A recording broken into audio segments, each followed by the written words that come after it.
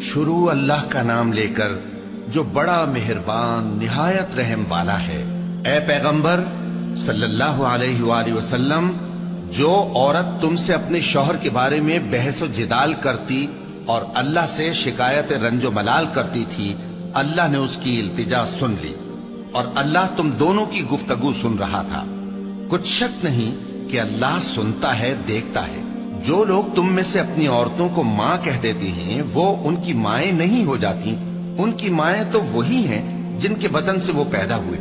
बेशक वो नामाकूल और झूठी बात कहते हैं और अल्लाह बड़ा मुआफ करने वाला है, बख्शने वाला है।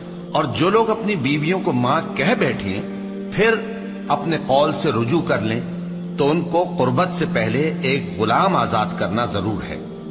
मोमिनो, इस हुक्म से तुमको नसीहत की जाती है और जो कुछ तुम करते हो अल्लाह उससे खबरदार है। अब जिसको गुलाम न मिले वो कुर्बत से पहले लगातार 2 महीने के रोजे रखे।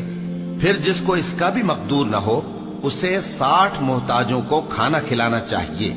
ये हुक्म इसलिए है कि तुम अल्लाह और उसके रसूल के फर्माबरदार हो जाओ, और ये अल्लाह की हदें हैं और न मानने वालों के लिए दर्द देने वाला अजाब है।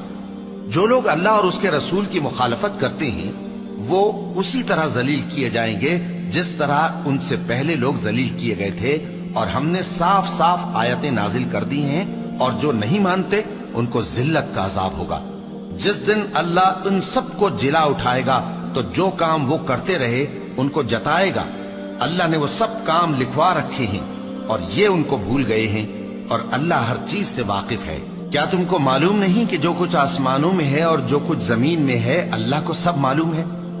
किसी जगह 3 शख्सों की सरगोशी होती है तो अल्लाह उनमें चौथा होता है, और जहां 5 आदमियों की सरगोशी हो तो वो उनमें छठा होता है, और न इससे कम या ज्यादा, मगर वो उनके साथ होता है, खा वो कहीं हो। फिर जो जो काम ये करते रहे हैं, क़यामत के दिन अल्लाह सब उनको बताएगा।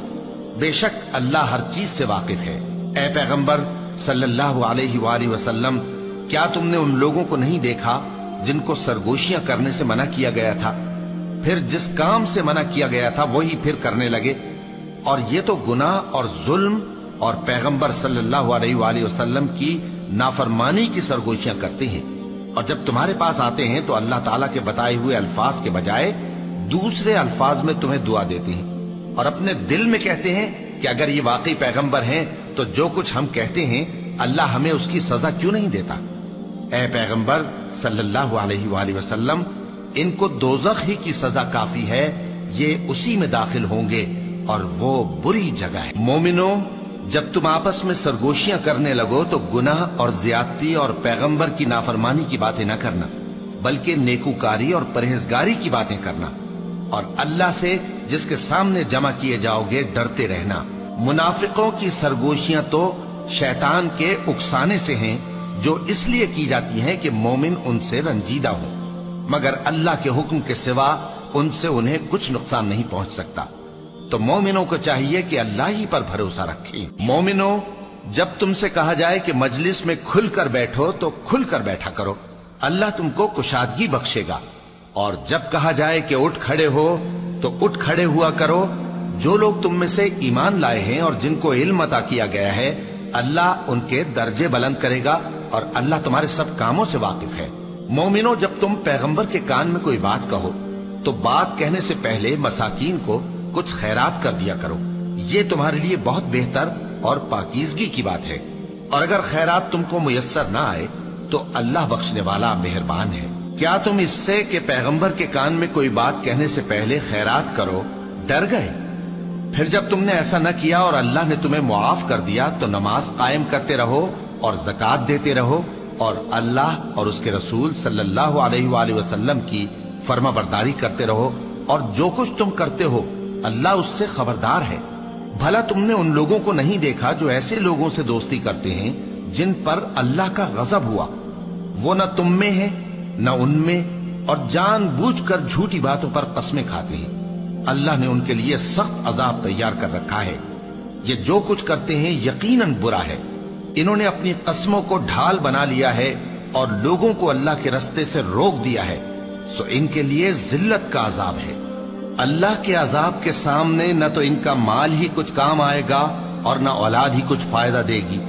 یہ لوگ اہل دوزخ ہیں، اس میں ہمیشہ جلتے رہیں گے۔ جس دن اللہ ان سب کو جلا اٹھائے گا تو جس طرح تمہارے سامنے قسمیں کھاتے ہیں اسی طرح اس کے سامنے بھی قسمیں کھائیں گے اور خیال کریں گے کہ ایسا کرنے سے کام چل جائے گا۔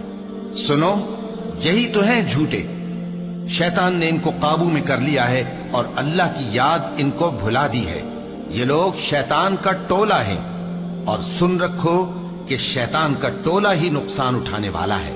جو لوگ اللہ اور اس کے رسول صلی اللہ علیہ وآلہ وسلم کی مخالفت کرتے ہیں وہ نہایت ذلیل ہوں گے۔